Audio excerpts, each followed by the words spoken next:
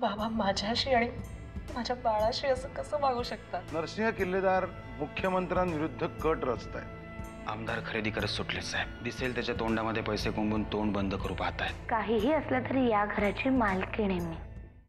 फक्त एक दिवस, मग सगळं आपल्याला हवं तसं घडेल. पण हा एक दिवस खूप महत्वाचा आहे. उद्याचा प्रत्येक घटनाक्रम जसा ठरलाय तसाच घडला ना तर काहीच चिंता नाही. जसा म्हणजे कसा? मला प्रत्येक घटनेची सविस्तर माहिती पाहिजे आणि जे जसं ठरलंय तसंच घडायला हवं. सकाळी 11 वाजता विरोधी पक्षनेते कर्णिक सरकार विरोधात अविश्वासाचा ठराव मांडतील. त्यानंतर मीडियातून मुख्यमंत्र्यांवर टीकेची झोड उठवली जाईल. त्यानंतर आपल्याच पक्षातून आपणच खरेदी केलेले 52 आमदार दिल्लीत पक्षश्रेष्ठींना जाऊन भेटतील आणि तिथेच त्यांच्यासमोर मुख्यमंत्री बदलण्याचा प्रस्ताव मांडतील. त्याचवेळी पुरंदरे मुख्यमंत्री पदासाठी तुमचं नाव पुढे करतील. दिल्लीहून रात्री कर्णिकांना फोन जाईल आणि त्यावेळी तुम्ही मुख्यमंत्री होणार असाल तर कर्णिक अविश्वासाचा ठराव मागे घेतील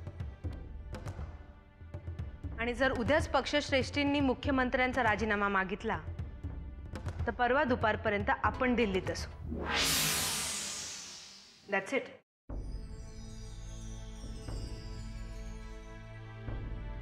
तुमची तयारी काय म्हणते? तुम्ही सांगितल्याप्रमाणे सगळं काही व्यवस्थित झालंय साहेब. कर्णिकांपर्यंत पैसे पोचलेले आहेत. शिवाय ज्या 52 आमदारांना आपण आपल्या बाजूने वळवलं होतं त्यांच्याकडे पैसे पोचलेत. त्यांच्या घरावर, त्यांच्या ऑफिसवर, त्यांच्या प्रत्येक हालचालीवर आपली बारीक नजर असेल. तुमच्या बोलण्यात हवा तसा उत्साह दिसत नाहीये वाकणीस. काय झालं? राधिकाचा प्लॅन पटलेला नाहीये का तुम्हाला? साहेब, राधिका मॅडमचा प्लॅन हा जरतरवर अवलंबून आहे आणि राजकारणात शक्यतो परिस्थितीवर अवलंबून नसावं. तुला काय वाटतं राधिका? मला वाटतं वाकणीसांनी जरा सकारात्मक विचार करायला हवा. निदान एक दिवस हातात राहिलेला असताना तरी. मला वाटतं राधिका बरोबर बोलते.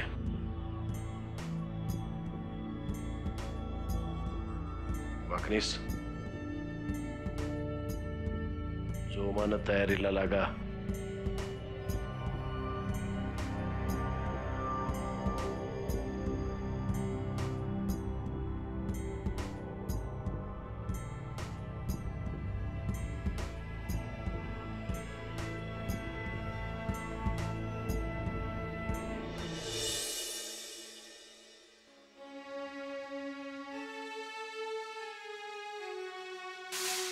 अमृताबद्दल बोलण्याचा तुला काहीही अधिकार नाही.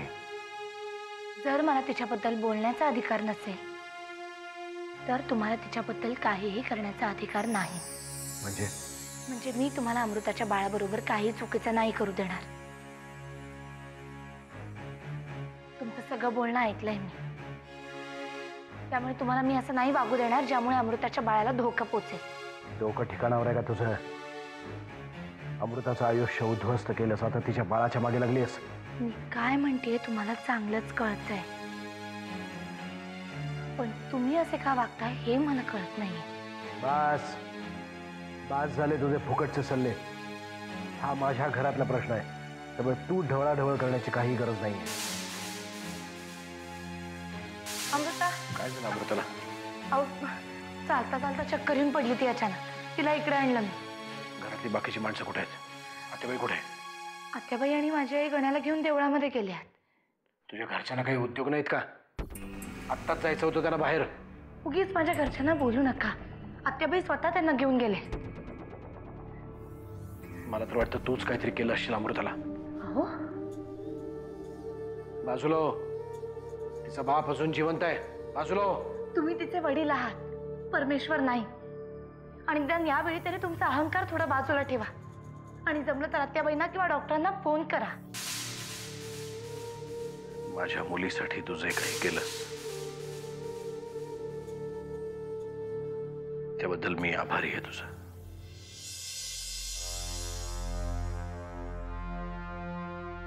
फक्त आभारच मानताय? मला वाटलं डॉक्टरांच्या हातावर कशी फी टेकवतात ना, तशी माझ्या हातावर टेकवाल तुम्ही. टोमणे मारायची गरज नाहीये. फक्त आभार मानलेत मी तुझे. तसं नाही. आजकाल जी भाषा तुम्हाला कळते ना, त्याच भाषेत बोललेलं बरं. माझ्या मुलीसाठी तू जे काही केलंस त्यासाठी मी तुझे आभार मानतोय. तर लगेच डोक्यावर बसू नकोस.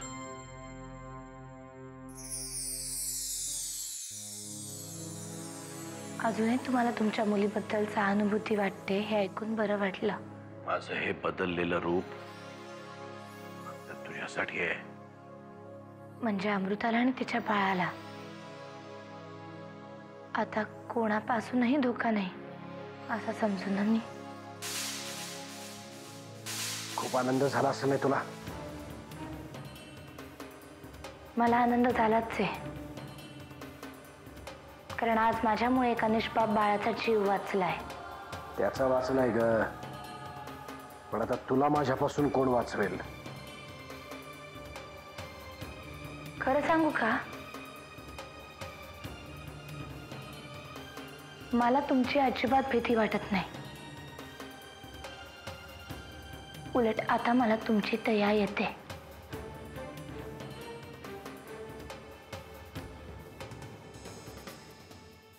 मला माझी दया नाही, कीव येते की तुझ्यासारख्या बाईला मी जिवंत ठेवलीच कशी. जी बाई राजरोसपणे बाहेर जाऊन शेण खातीये आणि जगाला मात्र चारित्र्याचे धडे देते, तिला मी ठार का नाही मारली?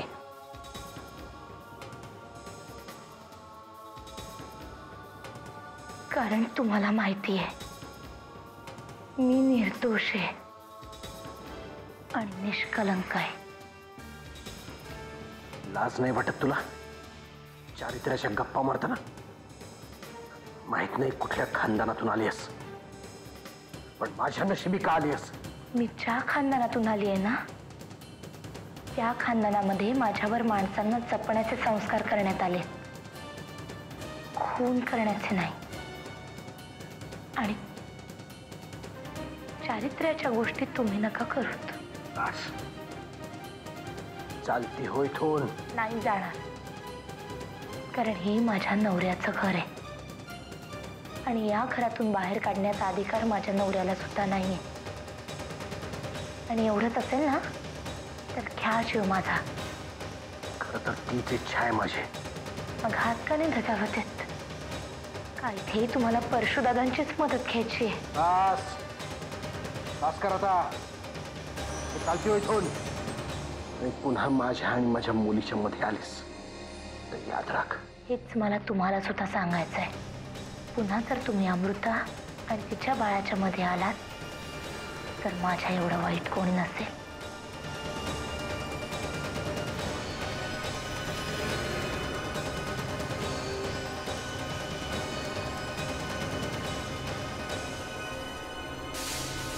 नर्मदाताई, मी यांना वाटेल तशी बोलले. रागवलं असाल ना तुम्ही माझ्यावर? चुकलंच माझं.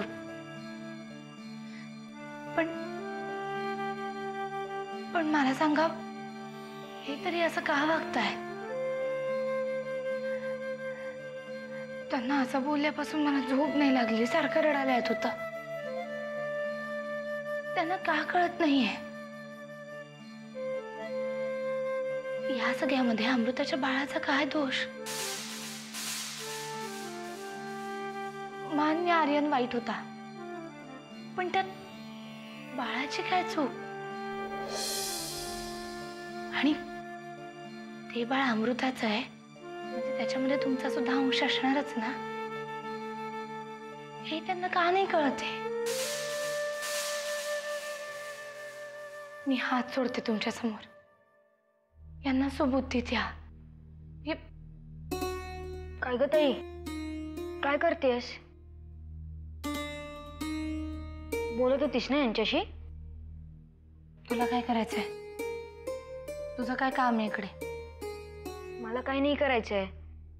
मी आत्याबाईंचा निरोप घेऊन आलोय. त्यांनी तुला बोलावलंय. का? का ते मी कशाला विचारू? मी काय चोमडा आहे का? बर, जा, तुम्ही आलेच.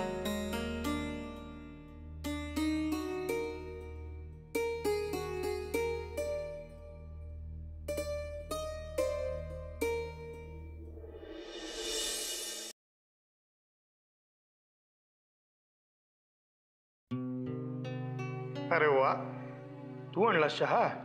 ना तुम्ही चहा चहा ओरडत होतात ना. तुमची लाडकी जानकी देवघरात बिझी आहे म्हणून म्हटलं मी चहा आणून द्यावा. गुड. अहो भाग्य माझं. नवरात्रीची सुरुवात होणार आहे.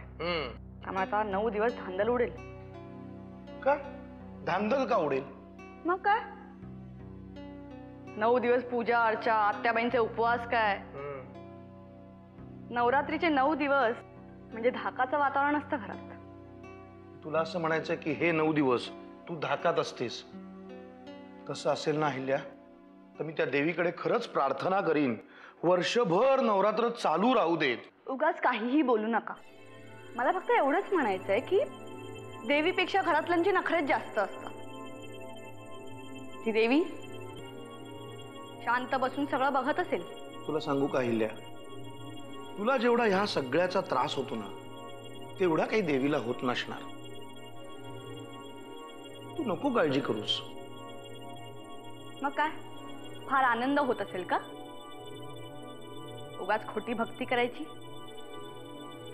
पूजा करावी, आरती म्हणावी, इथपर्यंत ठीक आहे. पण हे काय, काही न खाता पिता देवीला वेठी धरायचं, याला काय अर्थ आहे? आणि आता तर काय, आत्याबाईंचं बघून तुमची लाडकी जानकी ती सुद्धा उपवास धरेल ना, नाही का? नाही, काय कल्पना नाही. पण बोलतो मी तिच्याशी, चर्चा करतो.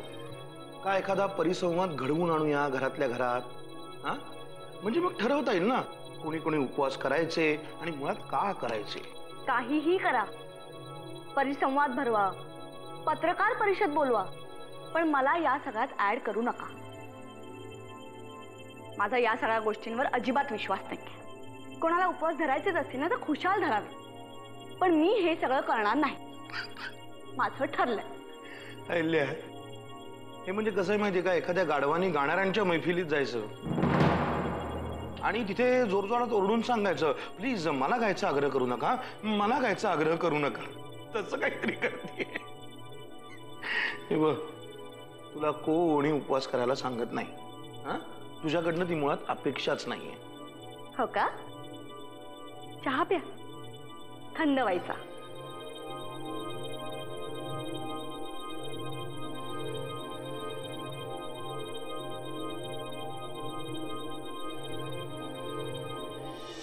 गणेश, जानकी कशी आली नाही रे अजून? येतच असेल. काय करते का ती एवढा वेळ? ते आली का? ये बाई ये, चल बस. आत्याबाई, पण एवढ्या वाती कशाला? अरे म्हणजे काय, नवरात्र आलं ना, 10 दिवस 24 तास दिवा असतो आपल्याकडे, मग वाती पुरायला नकोत का? अगं खरं, रामावतीहून श्रीपतीने माती आणून दिली का ग घटासाठी? हो, दिली आणून त्यांना. ते बाई एक मोठं काम असतं खरंच. बाकी काही राहिलं नाही ना आता? नाही. पांडूकडे यादी दिलेलीच होती, त्याने सामान सगळं आणलं असेल. नर्मदा होती ना तेव्हा मला या कशाकडे बघायला लागायचं नाही बघ. अर्थात तूही आता सगळं व्यवस्थित करशील याची खात्री आहे मला. आत्याबाई, तुमचा 9 दिवस उपवास असतो? हो हो, 9 दिवस मी उपवास करते. मी पण करू? कशाला, मी करते ना तेवढं पुरे. माझ्याच्याने होईल तेवढे दिवस मी करेन, मग नंतर तुम्ही ठरवा काय करायचं ते. मला येणार आहे का? येईल ना, करायला घे. अहो नुसता बसलाय तो, मी शिकवते. कसं?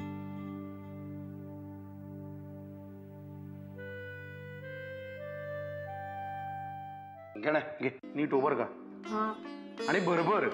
ते बघ ताईनी पुढचं फुल ओलं सुद्धा. पुढे जाणार आहे ती आपल्या. अहो, ती नाही जाऊ शकत आपल्या पुढे आणि गेली तर गेली. आपलीच माळ सर्वात भारी होणार आहे. थांब, तिला बोलण्यात गुंतवतो. काय ग जानकी, खायला काय काय करणार आहेस यावेळेला? फराळाचं सगळंच करणार आहे आणि बोलण्याच्या दिवशी खिरापत पण असेलच ना. हा, बोंडल्याच्या दिवशी. बोंडला मग ते आईलमा पैलमा वगैरे. यावेळेला तर लय भारी भोंडला करूयात आपण आणि याला थांबूयात हत्ती म्हणून. ए मी हत्ती वगैरे नाही आहे. तूच उभी राहा ना हत्तीन म्हणून. आणि तुझी ती वेणी आहे ना ती शेपूट म्हणून अशी हलव. पण बाळानो, तुम्हाला हे कोणी सांगितलं की आपल्याकडे भोंडला होतो म्हणून? होत नाही म्हणजे? म्हणजे काय, भोंडला होतच नाही इकडे.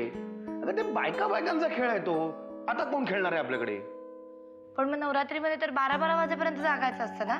मग करतात काय इकडची लोक? ते हे करतात काय ते काय रे खेळतात ते असं दांडिया, रास, गरबा तिकडे जातात. अरे रात्र रात्र जागतात, खूप मजा करतात. हे गण्या, या वेळेला वेळ मिळाला ना मी तुला घेऊन जाईन त्या दांडियाला वगैरे. नको, त्यापेक्षा आपण घरी मोठा भोंडला करूया. दांडिया तुम्ही दरवर्षीच खेळता ना, यावर्षी भोंडला करू. ते तुम्ही बायका बायकांचं झालं. आमच्या पुरुषांचं काय करायचं आम्ही? नाही नाही, आम्हाला दांडिया खेळायला जायलाच लागेल. हा मग आपण एक काम करूया का, आपण दोन्ही ठेवूया.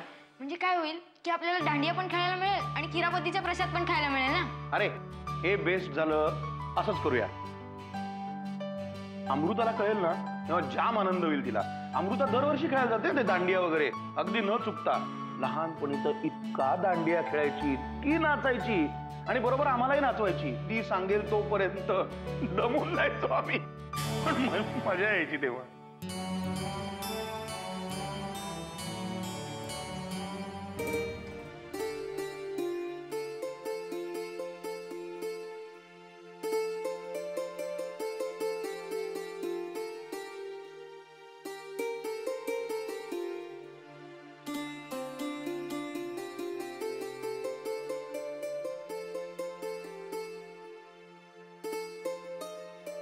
आलो, अमृताला फोन करून येतो.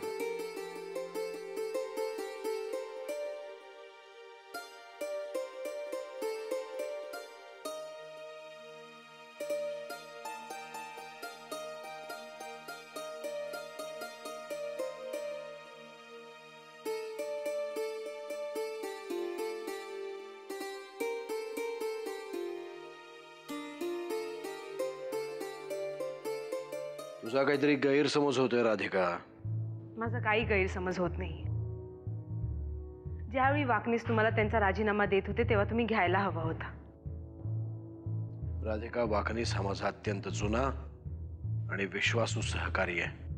असतील, पण या सगळ्या प्रकरणात त्यांचा काही एक उपयोग होत नाही. सांगितलेल्या सगळ्या कामात खुसपट काढत असतात. नाही,